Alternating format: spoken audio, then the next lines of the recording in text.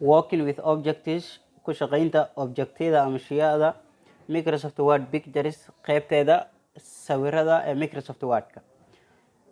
In Word ku markii la joogo adding pictures ku soo darida sawirada to your documentiga aad sawir ku soo darto can be a great way waa habka ama waxay noqon kartaa habka ugu weyn to illustrate ee lagu sharxi karo ama lagu muujin karo information ama important information macluumaadka muhiimka ah lagu sharxi karo.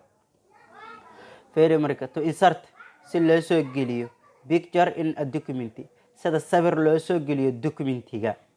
Open waxaad soo furaysaa the Word document Word-ka ama Microsoft Word-ka documentiga ayaa soo furaysaa.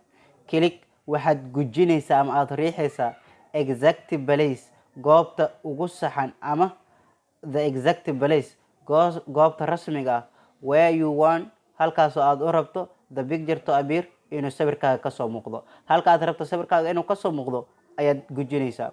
In the insert tab buttonka ama carabka soo gelinta on the ribbon ee ribbonka waaxda ribbonka click waxaad gujinaysaa the picture command amarka sawirada pictures command amarka sawirada.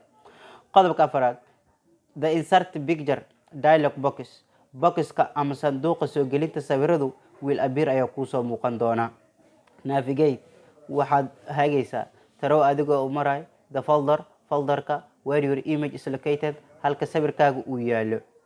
Then kadibna select waxaad dooranaysaa the image sawirka and click kadibna waxaad gujinaysaa insert soo geli. The image sawirku will appear wuu soo muuqan doona ama wuxuu ka soo dhex muuqan doona in the documentiga ayuu ka soo dhex muuqan doonaa.